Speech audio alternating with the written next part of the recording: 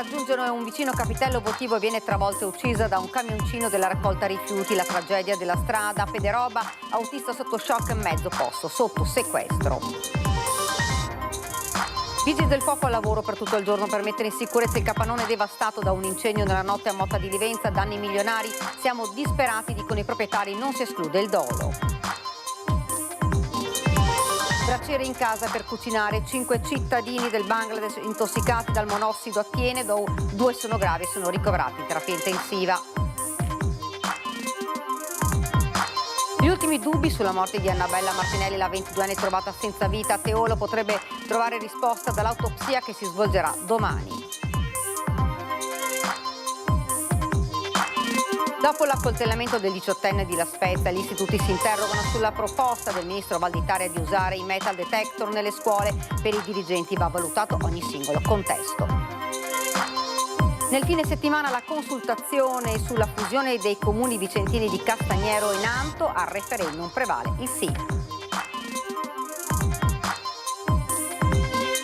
Contenere i focolai di aviari nel settore avicolo di tutta la regione, l'Istituto Zooprofilattico delle Venezie attiverà in primavera la vaccinazione di 14 milioni di capi tra galline e tacchini.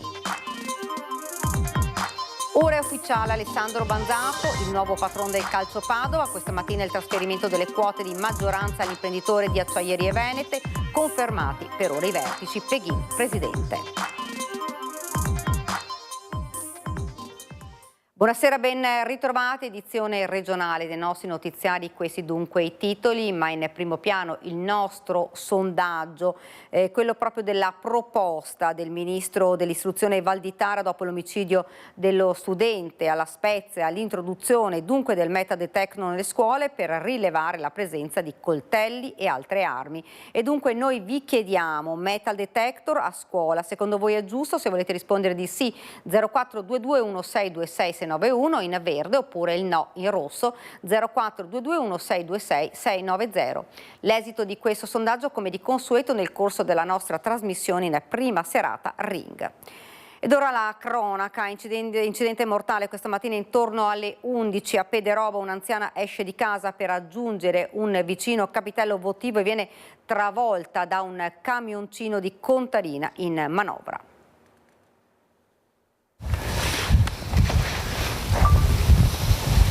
Le mani sul volto raccontano la disperazione del conducente del camioncino di Contarina che ha travolto mortalmente Agnese Guadagnin lungo questa strada ai piedi del Monfenera.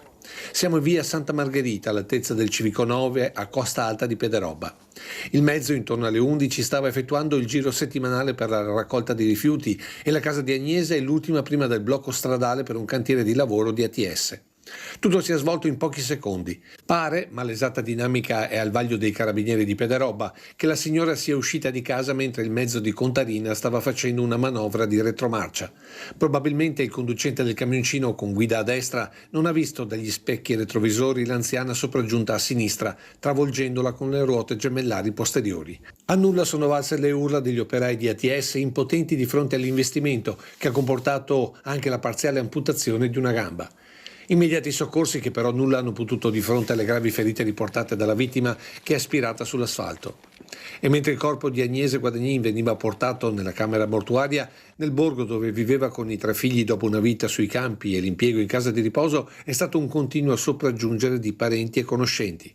Era la tua figlia, le doveva fare 2 passi perché siccome aveva un'età che faceva 2 passi fin qua al capitello, dopo tornare a casa, l'unico svago che l'aveva. Il camioncino è stato messo sotto sequestro e portato via con il carro attrezzi, mentre per il conducente l'ipotesi di reato è di omicidio stradale. Un incidente dalla dinamica che ha dell'incredibile, il commento del sindaco di Pederoba Marco Turato, mentre cordoglio alla famiglia è stato espresso da Contarina con un comunicato ufficiale.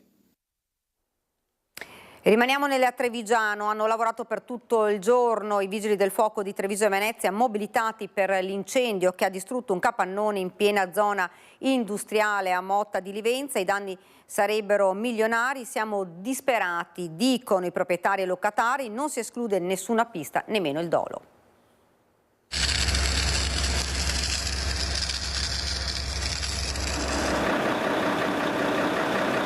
Come tutti gli interventi di soccorso tecnico urgente, noi non escludiamo nessun tipo di ipotesi, quindi nelle more delle opere di spegnimento poi faremo tutte le indagini necessarie per capire le cause dell'innesco. Colpa, semplice cortocircuito, gesto doloso, ogni ipotesi è aperta di fronte alla distruzione di un capannone in piena zona industriale a Motta di Livenza, una superficie di 20.000 metri quadrati che ospitava diverse attività. Anche per questo operare non è stato e non è assolutamente facile. Principalmente abbiamo materiale di tipo legnoso, poi ci sono altre aziende che hanno deposito di materiale plastico, carrozzerie e una ditta di impianti elettrici. L'allarme lanciato da un passante scatta alle 2:30 circa, le fiamme sono già alte e squarciano la notte di via Magnadola, l'aria si fa acre, sul posto arrivano i vigili del fuoco del vicino distaccamento di Motta, poi i colleghi di Conegliano, Treviso, San Donà di Piave e Mestre, tra loro c'è anche il comandante provinciale Cristiano Cusin. Sono attivati inoltre i volontari di Gaiarine, circa 40 gli operatori che si alternano, una decina i mezzi. Difficile domare le fiamme, dopo quasi 12 ore ci sono ancora dei focolai. Adesso ci sono delle raffiche di vento che sicuramente non agevolano le operazioni di spegnimento. Impossibile avere una stima precisa dei danni, sicuramente centinaia di migliaia di euro, forse milioni, crollata buona parte del tetto con relativi pannelli fotovoltaici, a rischio crollo anche alcune pareti esterne già in gergo, spanciate. La struttura appartiene a una società immobiliare, sul posto alcuni dei soci, poi diversi locatari, anche ex dipendenti. Le parole davanti alla devastazione sono comprensibilmente poche. Sono disperata. Non saprei, guarda, non saprei. Io l'ho preso in affitto un po' di anni fa, un pezzo, ma un pezzo centrale, non so neanche se è coinvolto o no. Viene la visita stamattina, non sapevo nulla. A suo tempo sono stato dipendente quando si faceva appunto la menotteria dell'Occhiale in sostanza, però non so, mi hanno telefonato. Spenti gli ultimi focolai partiremo a fare le indagini in collaborazione con i carabinieri di Motta di Livenza.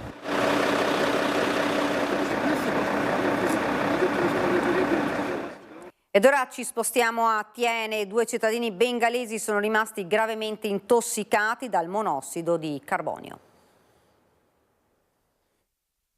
Intossicati gravemente dal monossido di carbonio, vittime 2 cittadini del Bangladesh. Succede a Thiene, in un condominio di Via dello Sport. In tutto sono state 5 le persone rimaste avvelenate. Avevano acceso un braciere in casa per cucinare. In breve tempo l'ambiente si è saturato di gas. 2 di loro sono stati ricoverati in rianimazione. Tutti sono stati sottoposti a cicli di camera iperbarica e 3 di loro non sono in pericolo di vita.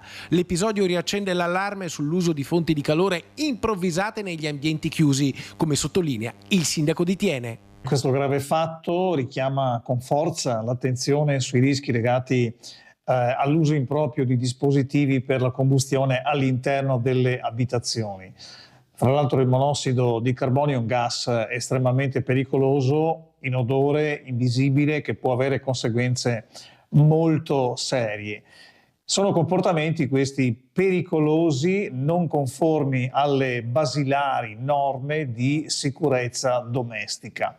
Dobbiamo dire che fortunatamente la vicenda si è risolta senza esiti drammatici, ma dimostra comunque la necessità di innalzare il livello di attenzione e di responsabilità, soprattutto sia individuale sia nei confronti dell'intera collettività. Ed ora a Teolo nel Padovano, domani l'autopsia sul corpo di Annabella Martinelli e poi potranno essere fissati i funerali.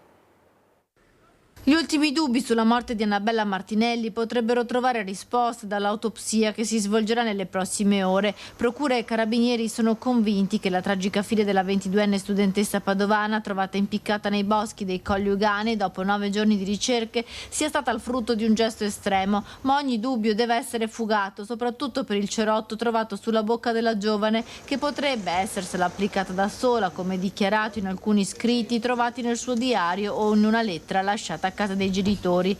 Nel luogo dove è stata ritrovata giovedì scorso, i genitori e i parenti hanno lasciato dei fiori, mentre domenica, durante la partita casalinga a Bastia dell'Eugania Rovolona, è stato srotolato uno striscione rosa per salutare e ricordare Annabella, la cui scomparsa ha toccato l'opinione pubblica, che per 9 giorni è rimasta con il fiato sospeso per le sue sorti, sperando venisse ritrovata sana e salva.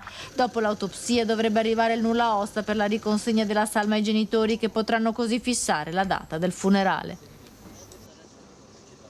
Ed ora l'omicidio di Sergiu Tarna. Oggi la trans è stata interrogata per circa un'ora nella caserma dei Carabinieri. Intanto l'avvocato del vigile in carcere a Verona ha presentato ricorso al Tribunale del riesame. Per me sono dichiarazioni che allo stato dell'arte non esistono, perché fino a prova contraria gli articoli di giornale non sono atti processuali, sono dei documenti che come tali possono essere valutati in maniera molto libera. Commenta così il legale di Riccardo Salvagno, presunto assassino del barman 25enne Sergiu Tarna insieme al complice 38enne Andrea Vescovo, quanto avrebbe dichiarato Lady Brunette sul vigile quarantenne. Avrebbe infatti ammesso di aver consumato un rapporto con lui, di averlo visto una sola volta, ma di non averlo mai filmato, aggiungendo che fosse completamente fuori di sé e strafatto. Versione che potrebbe essere stata confermata ai carabinieri del nucleo investigativo di Mestre, che hanno sentito Lady Brunette in caserma per circa un'ora. Massimo riservo sul contenuto dell'interrogatorio, che potrebbe però aver dato risposta ad alcuni dei punti di domanda sull'omicidio del 25enne la notte del 30 dicembre scorso. Mentre continuano le ricerche dell'arma del delitto, dei bossoli, e si attende l'arrivo dell'auto in Italia dalla Spagna, dove è ancora ferma. Intanto il legale di Salvagno ha presentato ricorso al Tribunale del riesame per ottenere l'attenuazione della misura di cautelare, dunque la scarcerazione del quarantenne detenuto in carcere a Verona.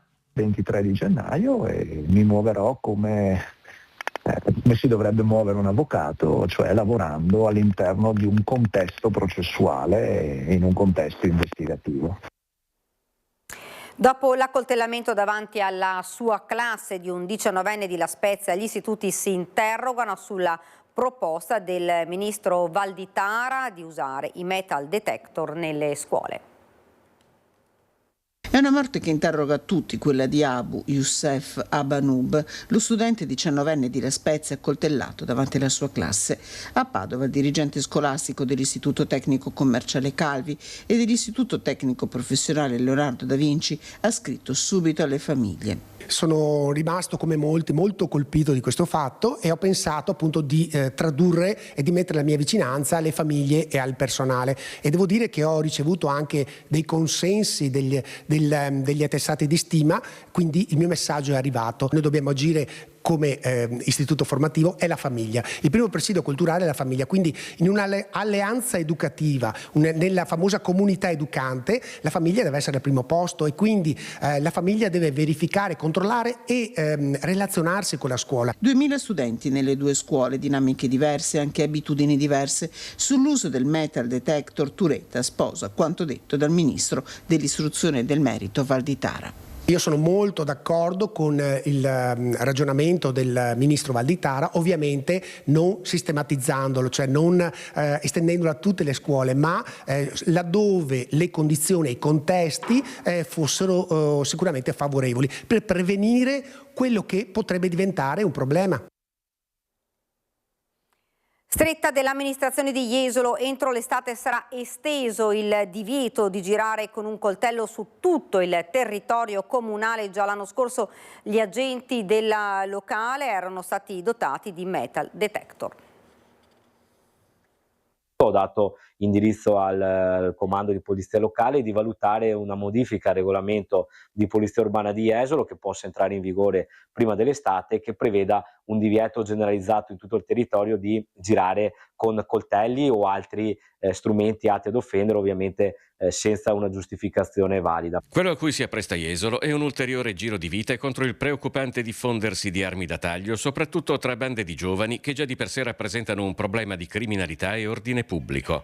L'anno scorso l'amministrazione era stata tra le prime a dotare la propria polizia locale di un valido strumento di controllo anticoltelli. Avevamo accolto l'estate scorsa l'indirizzo del prefetto che, oltre a chiederci di istituire le zone rosse, ci aveva consigliato di utilizzare i metal detector, cosa che abbiamo fatto in alcuni snodi principali, come ad esempio la stazione degli autobus, proprio in funzione preventiva per capire se giovani o giovanissimi, come in questo caso, girassero con questo tipo di armi. In Italia i coltelli sono diventati l'arma principale per omicidi e rapine, con numeri che stanno spingendo il governo a valutare una reclusione da 1 a 3 anni per chi verrà sorpreso in possesso di una lama sopra i 5 centimetri nelle vicinanze di banche, istituti di istruzione e formazione, parchi e giardini pubblici e stazioni ferroviarie. Nella bozza del nuovo pacchetto sicurezza sono previste anche sanzioni amministrative accessorie che includono la sospensione della patente, del passaporto o del permesso di soggiorno. Lo scorso anno a Jesolo non abbiamo avuto grandi ritrovamenti di questo tipo, anche se probabilmente il messaggio preventivo ha funzionato, tant'è che l'estate è stata assolutamente tranquilla dal nostro punto di vista, perché purtroppo queste armi messe nelle mani di giovanissimi, minorenni, che magari non hanno neanche la cognizione delle conseguenze gravissime che possono arrecare agli altri, come ad esempio dei tagli mortali, crediamo che la prevenzione sia fondamentale. Tamponamento a catena fra 6 tir in autostrada nel tratto fra Duino e Monfalcone Est, direzione Venezia, pesanti disagi al traffico per ore, chiuso il tratto interessato, 4 dei 6 conducenti dei mezzi pesanti portati in ospedale per accertamenti. Traffico in tilt in autostrada e lunghe code questo pomeriggio a causa di un tamponamento a catena avvenuto attorno alle 12 che ha visto coinvolti 6 tir con perdita di carico e materiale inerte. Viabilità bloccata sul tratto autostradale fra Duino e Monfalcone Est in direzione Venezia al chilometro 518. Sul posto i vigili del fuoco, la polizia stradale di Gorizia e il personale di autostrade Alto Adriatico. 4 dei 6 mezzi coinvolti sono risultati pesantemente danneggiati. All'arrivo dei pompieri tutti gli autisti dei camion incidentati erano già usciti autonomamente dalle cabine di guida. 2 di loro sono stati assistiti dai medici del 118 e successivamente trasportati all'ospedale per accertamenti. I vigili del fuoco hanno poi iniziato le operazioni di messa in sicurezza per consentire al traffico di scorrere e visto che le operazioni di rimozione dei mezzi e del materiale ha richiesto diverse ore, è stato predisposto uno scambio di carreggiata per i soli mezzi pesanti, consentendo a quelli leggeri di uscire a Sistiana e rientrare a Monfalcone. Molti viaggiatori hanno dovuto rinunciare a imboccare l'autostrada e scegliere di percorrere la statale. I vigili urbani hanno quindi lavorato per garantire al meglio lo scorrimento del traffico a Sistiana. Il tratto autostradale fra Duino e Monfalcone Est è stato riaperto poco prima delle 16. Squadre dei Vigili del Fuoco di Jesolo intervenuti con un'autopompa e l'autoscala per un incidente stradale avvenuto in via Cristo Re a Jesolo lungo la strada regionale 43. L'evento ha coinvolto un autocarro con cassone sollevato che ha urtato il viadotto sovrastante causando lesioni alla struttura del ponte. È stato pertanto disposta la chiusura della strada al traffico, nessuna persona è rimasta coinvolta, sono in corso verifiche sulla sicurezza del ponte, sul posto anche i tecnici di Veneto Strade e i carabinieri di San Donà di Piave. Una tragedia che ha scosso tutti, parliamo del vigilante morto a Cortina, oggi sindacalisti e colleghi lo hanno voluto ricordare. Ha scosso la morte di Pietro Zantonini, 55 anni, originario di Brindisi, deceduto a causa di un infarto durante un turno di vigilanza notturna in un cantiere legato alle opere per le Olimpiadi Milano-Cortina 2026, ma non gestito dalla Società per le Infrastrutture Olimpiche Simico. Gli infortuni non sono una sfortuna, come vorrebbe suggerire il termine, ma sono una precisa responsabilità politica, soprattutto quando si tratta di appalti.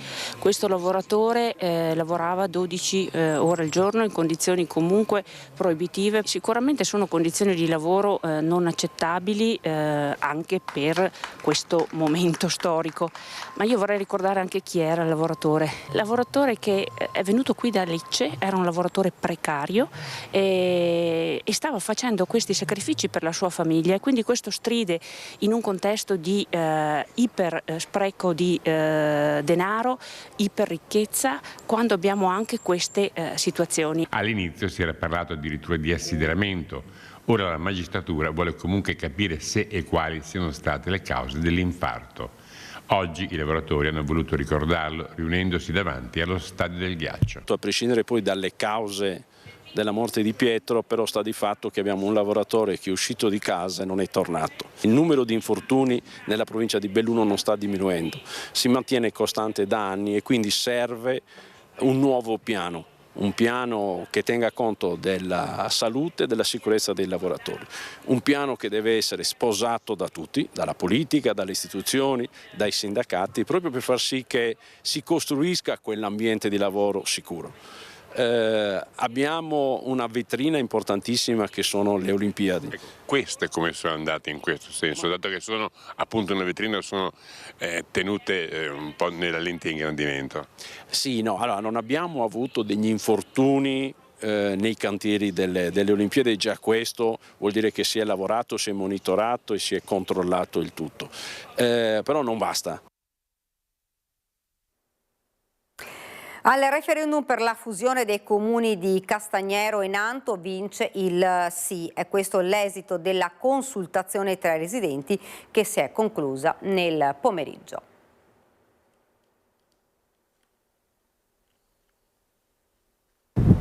Sorgerà dunque il nuovo comune denominato Castagnero-Nanto, nato dalla fusione dei due ambiti amministrativi. A decretarlo l'esito referendario della consultazione ufficiale tra i residenti avviata domenica. La conclusione di un lungo percorso, il cui esito non era scontato. Una vittoria netta allo spoglio dei voti che soddisfa i primi cittadini. Siamo soddisfatti sia per la percentuale di partecipazione al voto, che per Nanto è stato di un 46,38%, e sia dell'esito dei votanti. Abbiamo il 70% che ha votato per il sì e un 30%, 29% per il no. Abbiamo pertanto come dati un 874 sì e un 365 no e un 10 fra schede bianche e nulle.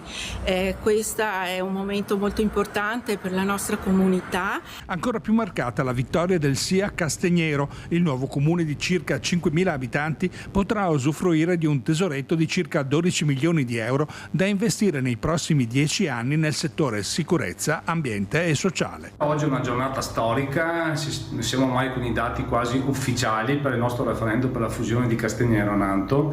L'affluenza è stata buona, 38% a Castagnero e 47% a Nanto, ma soprattutto ha vinto il sì, il 70% a Nanto e più dell'80% a Castagnero. Ringraziamo i cittadini che hanno capito la bontà del progetto che è stato portato avanti dalle delibere dei consigli comunali che sono state approvate all'unanimità. Quindi oggi è davvero una giornata storica, adesso la palla passa alla Regione che vedremo i prossimi adempimenti, però davvero per le nostre comunità è un giorno importantissimo.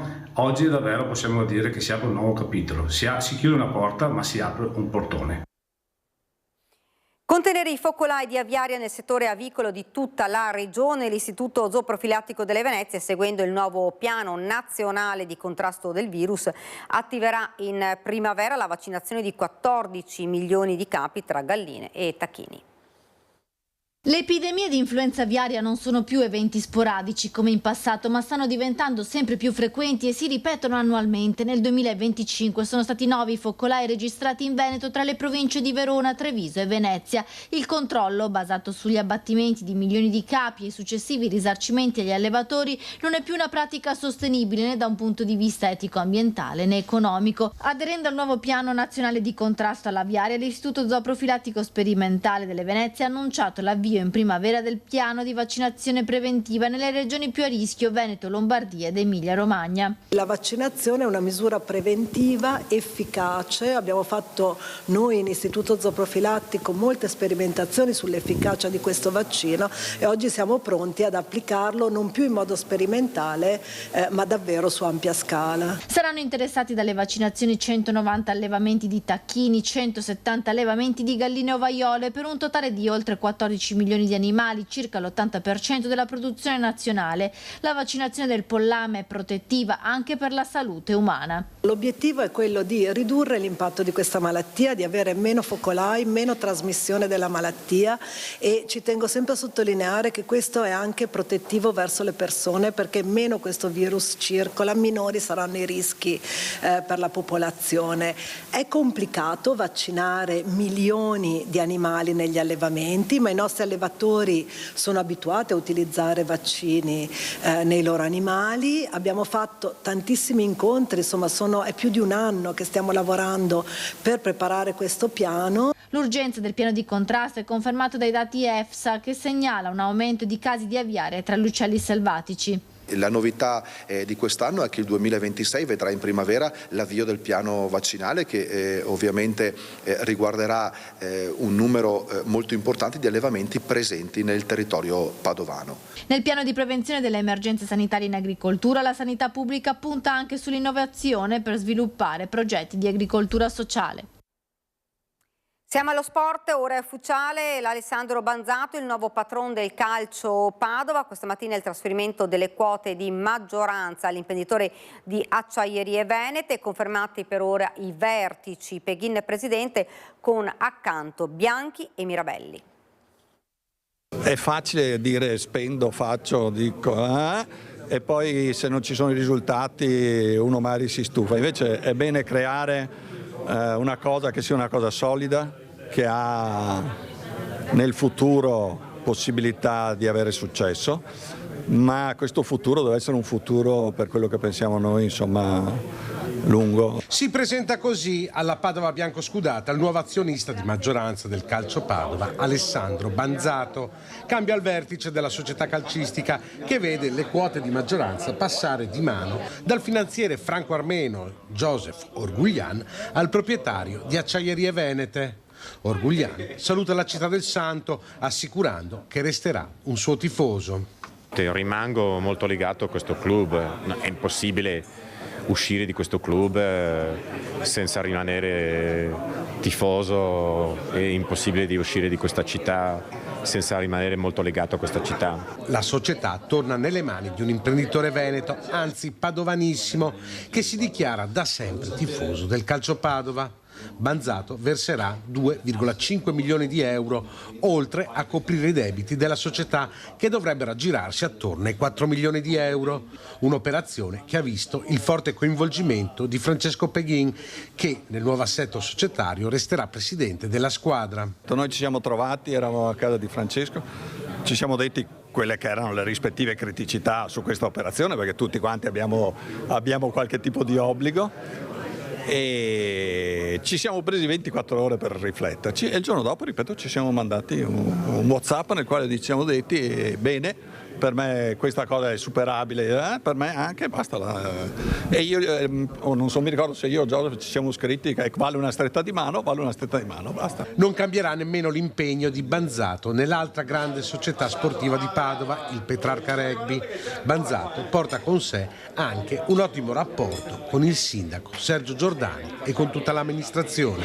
Io personalmente, noi come gruppo abbiamo con l'amministrazione un buon rapporto, sia diciamo tra il nostro gruppo Acciaierie Venete e il comune, ma anche personalmente il sottoscritto con il sindaco Giordani, e io credo che questo buon rapporto sarà sicuramente mantenuto anche in futuro. Siamo arrivati davvero al termine, ora la sigla, poi le previsioni del tempo e subito dopo il telegiornale da Venezia e provincia. Grazie per averci seguito, buona serata.